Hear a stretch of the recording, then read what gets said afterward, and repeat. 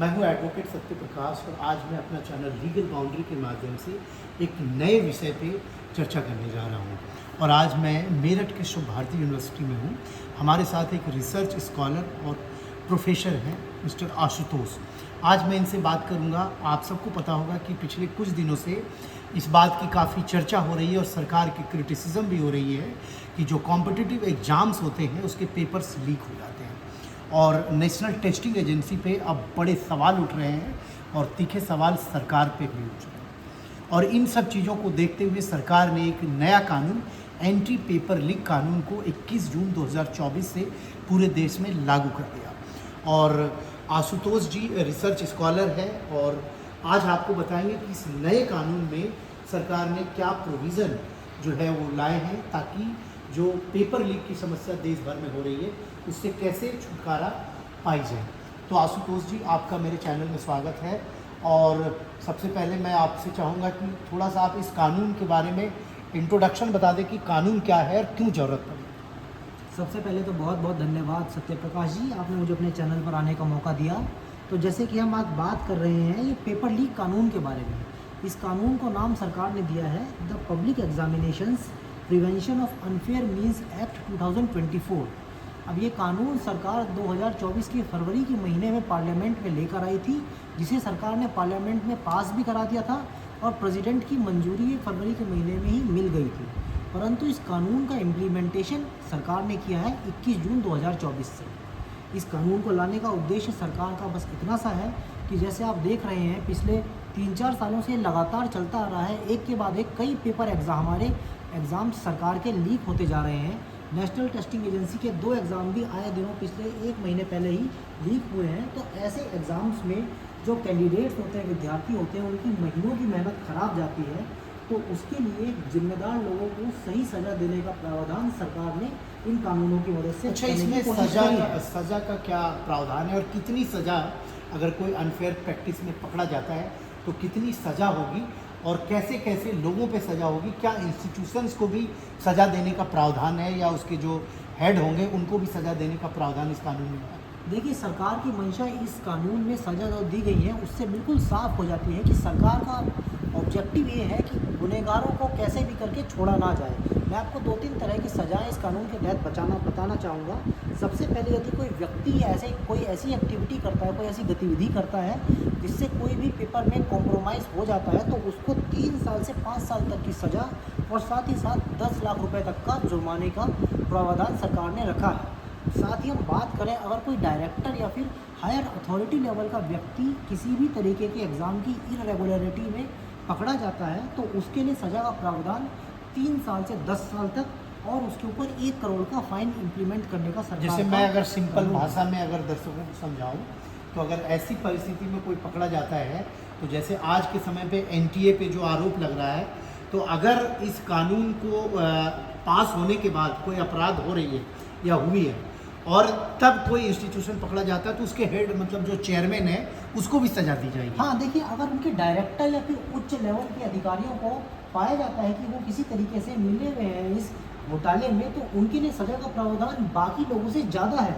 इससे पता चलता है कि उन्हें 10 साल तक की सज़ा और 1 करोड़ रुपए तक का वो फाइन का पनिशमेंट का सरकार ने यहाँ पे प्रावधान रखा है। साथ ही साथ मैं आपको ये भी बताना चाहूँगा कि जो सर्विस प्रोवाइडर होते हैं जिनका काम होता है एग्ज़ाम को कंडक्ट कराना, भले ही आपका ऑनलाइन मोड में करवा रहे हैं या ऑफलाइन मोड में, उनके लिए भी सरकार ने पनिशमेंट अलग से रखा है जो कि 1 करोड़ रुपए का फाइन और 4 साल तक ऐसी सर्विस प्रोवाइडर को एग्ज़ाम ना देने की परमिशन सरकार ने दी है।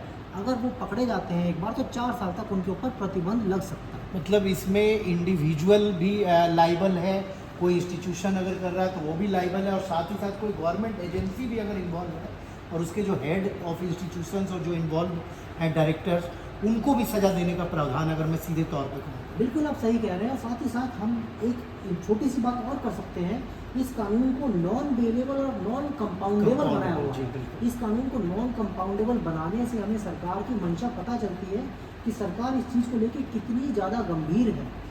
जैसा कि आपने कहा कि जो इस कानून के तहत जितने भी प्रोविजंस है या जितने भी अपराध होंगे वो सारे नॉन कंपाउंडेबल और नॉन बेलेबल्स हैं।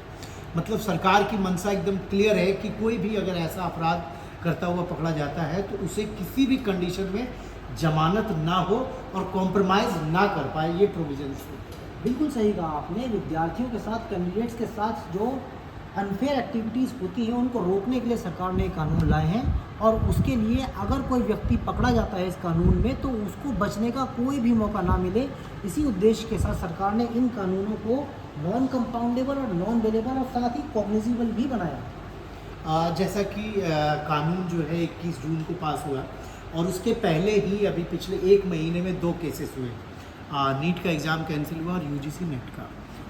एनटीए जो एग्ज़ाम कंडक्ट करवाती थी, तो क्या ये कानून रेट्रोस्पेक्टिव होगा या 21 जून के बाद जो अपराध हुए हैं उस पर ये कानून को लागू किया जाए? देखिए, नीट का एग्ज़ाम तो अभी तक सरकार ने कैंसिल नहीं किया है। हालांकि पूरे देश भर में इसके खिलाफ विरोध ज़रूर चल रहा है कि इस एग्ज़ाम को भी कैंसिल कर दीजिए, परंतु नेट के एग्ज़ाम को कंप्लीट होने के बाद सरकार ने कैंसिल कर दिया है। अब हम बात करते हैं इन कानून की इम्प्लीमेंटेशन की, तो सरकार ने इन कानूनों में रेट्रोस्पेक्टिव इम्पैक्ट की बात नहीं करी है।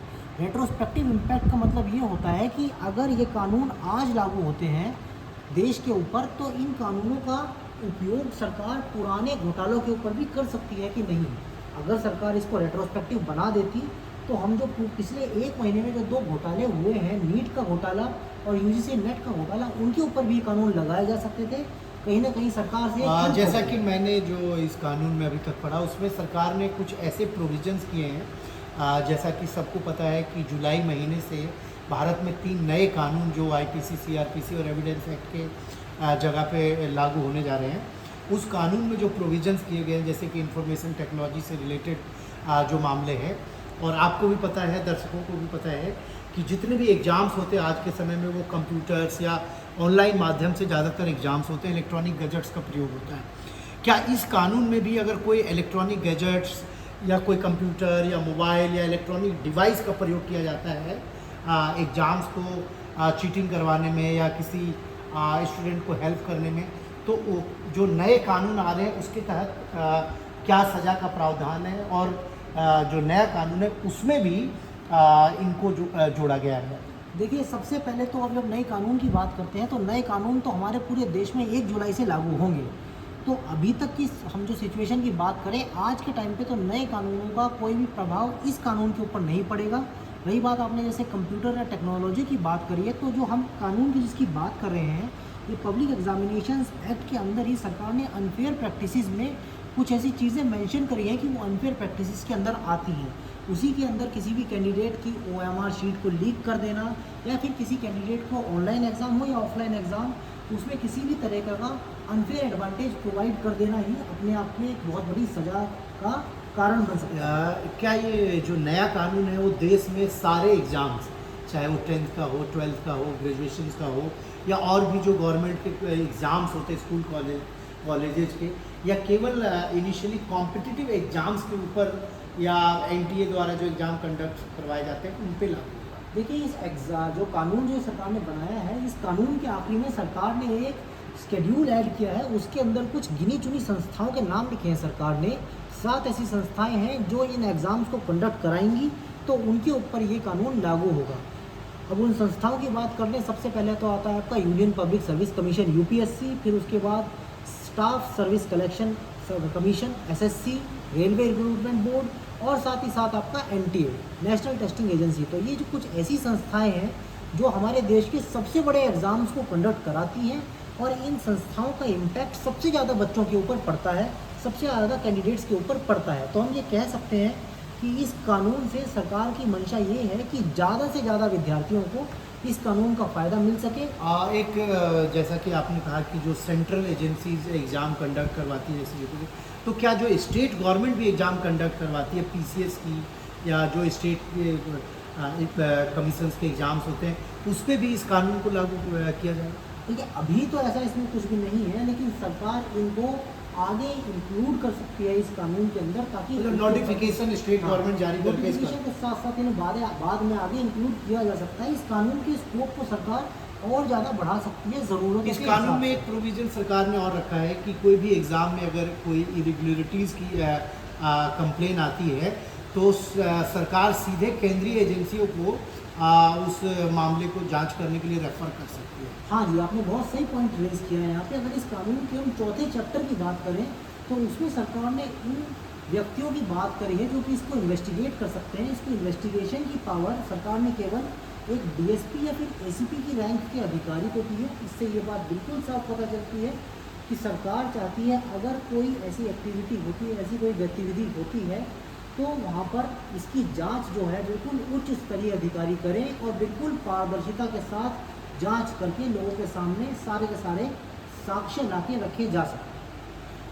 आशुतोष जी, आपका बहुत बहुत धन्यवाद, आपने समय दिया। और मैं उम्मीद करता हूं कि हमारे जो दर्शक हैं उनको इस पूरे कानून के बारे में जो आपने जानकारी दी वो समझ आएगी।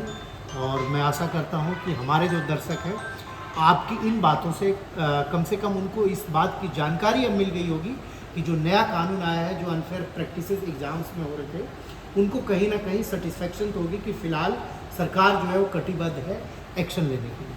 धन्यवाद। बहुत बहुत धन्यवाद।